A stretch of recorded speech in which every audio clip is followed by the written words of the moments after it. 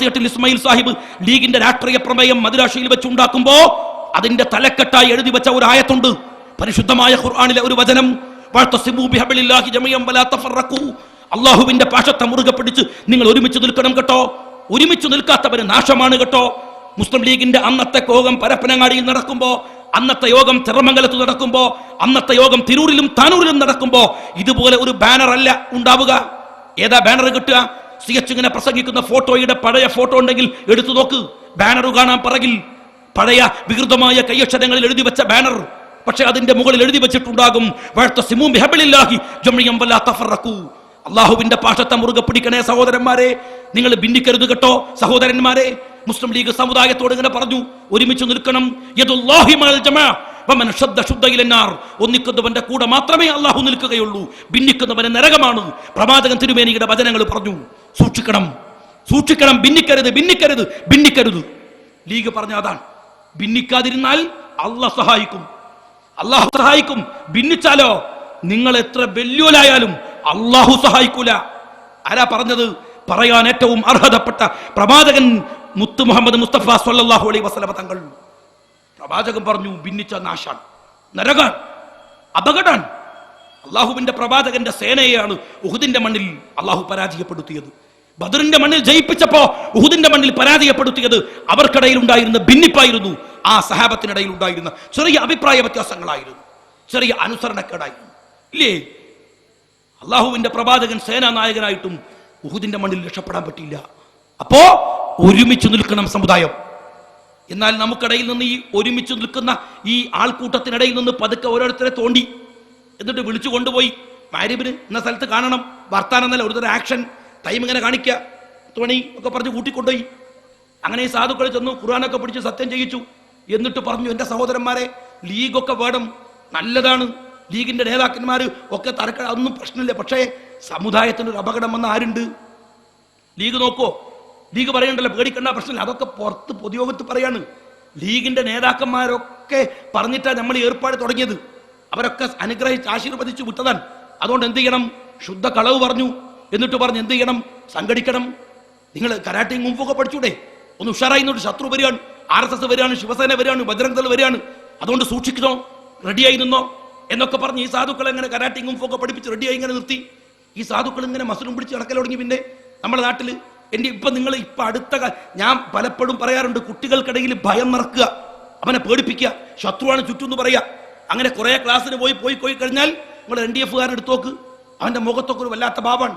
ആരെ കാണുമ്പോൾ ഒരു സംശയം, ഒരു സമാധാനം ഇല്ല. രാവിലെ എണീക്കുമ്പോൾ തന്നെ മുഖം ഒരു വലിഞ്ഞു മുറുകിയിട്ടാണ്. നേരം വെളുക്കുന്നതിനനുസരിച്ച് മുഖം ഇങ്ങനെ മുറുകി വരും. അങ്ങനെ രാത്രിയാവും അവന് ഇരുട്ട് കാണുമ്പോൾ ഒരു സമാധാനമാണ്. അതുവരെ ഒരു ജായി ബേജാറ്, ഇടങ്ങേറ്, ഇങ്ങനെയുള്ള കുറെ കുട്ടികൾ. ഞാൻ എൻ്റെ സുഹൃത്തുക്കളായി യൂത്തുകാരൊക്കെ പറയാറുണ്ട്, സംഗതി NDF സുഹൃത്തുക്കൾ ഉണ്ടാവും, പക്ഷെ ഒറ്റക്ക് പോകുമ്പോൾ ബാക്കിൽ നിന്നൊന്നും വിളിച്ചുവിടരുത്. ഒരു അറ്റാക്കായി മരിച്ചു പോകും, RSS വരിക എന്ന് കരുതിയിട്ട് പേടിച്ച് വലിച്ചു മുറുക്കി കുട്ടികളെങ്ങനെ നടത്തുക. ഒരു പ്രത്യേകതരം കുട്ടികൾ നിക്കാരം തന്നെ നിക്കാരം, നോമ്പന്നെ നോമ്പ്, വേറെ പുറലോകമായിട്ട് യാതൊരു ബന്ധമില്ല. ഇസ്ലാമിൽ അങ്ങനത്തെ രീതി ഉണ്ടോ? അങ്ങനെ വലിഞ്ഞു മുറുകിയ കുറെ കുട്ടികൾ. എന്താണ് നമ്മളെ ചെറുപ്പക്കാരെ കാണും പറയും, അനക്കൊന്നും മരിക്കണ്ടോ, മരിക്കണ്ട. ബന്ധത് RSS വരാൻ നേരത്ത് ഇങ്ങനെ വെറുതെ ചിരിച്ചു കളിച്ച് നടക്കുക, ആ ലീഗിന്റെ പൊതുയോഗത്ത് പോയിട്ട് വെറുതെ ചിരിക്കുക. എന്തെങ്കിലുമൊക്കെ ഈ ബേജാറൊക്കെ ഒന്ന് വേണ്ടേ? അങ്ങനെ മനുഷ്യനെ പേടിപ്പിച്ച് നിർത്തി. ഞാൻ തമാശക്ക് പറയാറുണ്ട്, നമ്മളെ ഈ പട്ടാളക്കാർ നാട്ടിൽ വരുമ്പോൾ നമ്മൾ പറയാറുണ്ട്, പട്ടാളക്കാരങ്ങൾ ശ്രദ്ധിച്ചിട്ടുണ്ടാവും, നമ്മുടെ നാട്ടിലൊക്കെ ഉള്ള രാജ്യസ്നേഹികളായ പട്ടാളക്കാർ നാട്ടിൽ വരുമ്പോൾ അവർ പ്രത്യേക കോലത്തിൽ ഇങ്ങനെ മസിലൊക്കെ പിടിച്ച് നടക്കുക. നമ്മൾ പറയും, ഓന് പട്ടാളത്ത് പോയ പേരെന്തൊരു കിബറാണെന്നാണ്. കിബറല്ല, അങ്ങനെ ആക്കിയെടുക്കുകയാണ്. പട്ടാളത്തിൽ ചെന്നപാട് പറയത്രേ, തോക്കിന്റെ ബാനറ്റ് കൊടുക്കും, എന്നിട്ട് പറയും അതാ ശത്രു കുത്തുന്ന് പറയും. അപ്പൊ അവന് എവിടെ ശത്രു കാണില്ലല്ലോ, ഉണ്ട്, കുത്തുന്ന് പറയും. അങ്ങനെ കുത്തും. ബാക്കിൽ ശത്രു, തിരിഞ്ഞ് ബാക്കോട്ട് കുത്തും, ഇടത്ത് ശത്രു, വലത്ത് ശത്രു. ഇവനെങ്ങനെ കുത്തി ശത്രു എന്ന് പറഞ്ഞിട്ടൊരു പേടി ഇങ്ങനെ ഉണ്ടാക്കും. അങ്ങനെ ഇവനിങ്ങനെ പേടിപ്പിച്ച് അതാണ് ഇവനിങ്ങനെ മസിലൊക്കെ പിടിച്ച് കിടക്കുന്നത്. അവനെന്താ കാര്യം എന്ന് വെച്ചാൽ അവന് മാസം അതിന് ശമ്പളം കിട്ടും. നമ്മളെ കുട്ടികൾ ഈ മസിലും പിടിച്ചാൽ കുട്ടികൾ മരത്തമ്മ കയറും.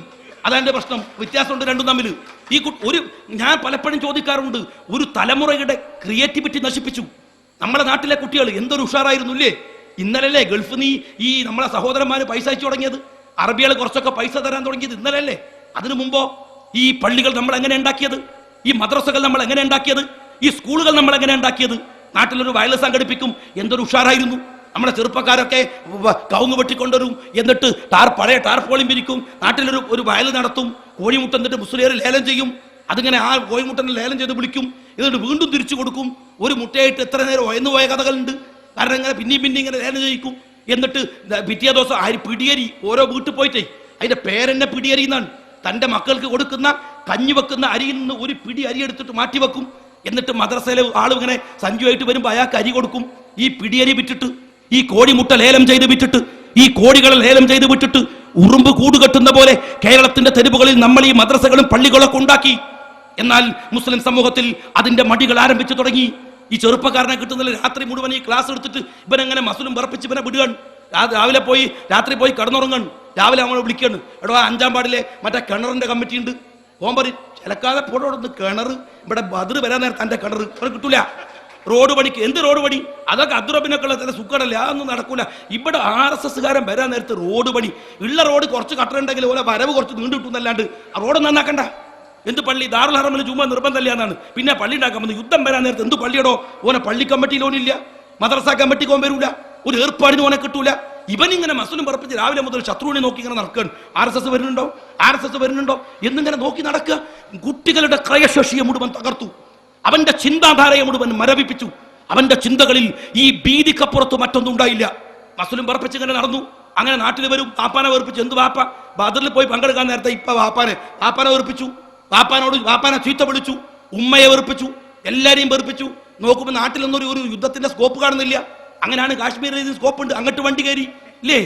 അങ്ങനെ വണ്ടി കയറിയതാണ്. ഞങ്ങൾ അന്നേ പറഞ്ഞു, മിലിറ്റന്റ് ആയിട്ടുള്ള ഏതു സംഘടനക്കും സംഭവിക്കുന്ന സ്വാഭാവികമായ പരിണതിയാണ് ഇതിനൊക്കെയും സംഭവിച്ചിട്ടുള്ളത്. ഇവിടെ യുദ്ധം ഇല്ലാണ്ട് വന്നാൽ യുദ്ധമുള്ളിടത്തേക്ക് ഇവർ പോകും. കാരണം ഇവരെ മുഴുവൻ മനസ്സിനകത്ത് നിറച്ചു വെച്ച വിഷമതാണ്. പരപ്പനങ്ങാടിയിൽ എത്ര തവണ ശത്രുവിനെ കിട്ടും? എത്ര യുദ്ധം നടക്കും? നിങ്ങൾ മനസ്സിലാക്കണം. ഈ നാട്ടിൽ നിങ്ങൾ ആലോചിക്കണം. മലപ്പുറം ജില്ലയിലാണ് കേരളത്തിൽ ഏറ്റവും കൂടുതൽ RSSകാരൻ ഉണ്ടാവേണ്ടത് അല്ലേ? അതല്ലേ RSSന്റെ ലോജിക്ക്? അതല്ലേ RSSന്റെ വാദം? RSS എന്താ പറയുന്നത്? മുസ്ലിങ്ങൾക്കെതിരായി സംഘടിക്കുക, മുസ്ലിങ്ങളുടെ ആധിപത്യത്തെ ചെറുക്കുക, മുസ്ലിങ്ങളുടെ വിദ്യാഭ്യാസ പുരോഗതിയെ ചെറുക്കുക. ഓല് വലിയ വമ്പന്മാരാവാൻ പാടില്ല. അവരെക്കെതിരാണ് RSS അല്ലേ? അവർക്കെതിരാണ് RSSന്റെ ക്യാമ്പുകളിൽ പോകുന്ന കുട്ടികളോട് എന്താ പറയുന്നത്? കണ്ടോ മാപ്പിളാര്? അവരെ കണ്ടില്ലേ? ശ്രദ്ധിച്ചില്ലേ ഞങ്ങള്? അവർക്ക് എന്തൊക്കെ പറഞ്ഞാലും, എന്ത് തമ്മ് പറഞ്ഞാലും വെള്ളിയാഴ്ച അവരെല്ലാവരും ഒരു സ്ഥലത്ത് കൂടും. എന്നിട്ടോ അവിടെ എന്തൊക്കെയോ കുശൂഷിക്കുന്നു. അറബിയിൽ പറയുന്നതാണ്, വേറെ ചില ആളുകൾ സ്വകാര്യം പറയുന്നത് കാണാം. ഇതൊക്കെ ഹിന്ദു സഹോദരന്മാരെ എങ്ങളെ ശരിയാക്കാനാണ്. അതുകൊണ്ട് സൂക്ഷിക്കണം. കുട്ടികളെ കുറച്ച് കരാട്ടയും ഒക്കെ പഠിച്ച് നിന്നോളി, റെഡിയായി നിന്നോളി. എപ്പോഴാണ് മാപ്പിളാർക്ക് ഹാലളുക എന്നറിയില്ല. അതുകൊണ്ട് റെഡിയായി നിന്നോളി. അങ്ങനെ കുറെ കാലം RSSകാർ നമ്മുടെ നാട്ടിലൊക്കെ മസുലും പിടിച്ച് ഉറപ്പിച്ച് നടന്നു ഇല്ലേ? കുറെ കാലം. എന്നാൽ മലപ്പുറം ജില്ലയിൽ കേരളത്തിൽ RSS വളർന്നോ? എന്റെ ചോദ്യം അതാണ്. മലപ്പുറം ജില്ലയിൽ കേരളത്തിൽ ഏറ്റവും കൂടുതൽ മുസ്ലിങ്ങൾ പുരോഗതിയിൽ നിൽക്കുന്ന, കേരളത്തിൽ ഏറ്റവും കൂടുതൽ മുസ്ലിങ്ങൾ സംഘടിച്ചു നിൽക്കുന്ന, കേരളത്തിൽ ഏറ്റവും കൂടുതൽ മുസ്ലിം നവോത്ഥാനങ്ങൾ നടക്കുന്ന, കേരളത്തിൽ ഏറ്റവും കൂടുതൽ മുസ്ലിം സ്ഥാപനങ്ങളുള്ള മലപ്പുറം ജില്ലയിൽ RSS ഉണ്ടായോ?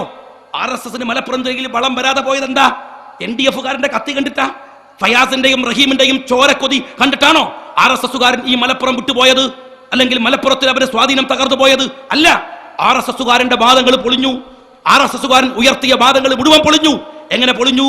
എന്താ RSS പറഞ്ഞത്? സൂക്ഷിക്കണേ മാപ്പിളാരെ, അവര് കുഴപ്പക്കാരാണ്, അവര് പാകിസ്ഥാൻ ഉണ്ടാക്കാൻ നടക്കുകയാണ്, ഹിന്ദുക്കളെ കൊല്ലാൻ നടക്കുകയാണ്. കണ്ടില്ലേ സമസ്ത കേരള ജമിയത്തുൽ ഉലമ? അവർക്കൊരു പ്രത്യേക രീതി, പ്രത്യേക കോലം, പ്രത്യേക രൂപം.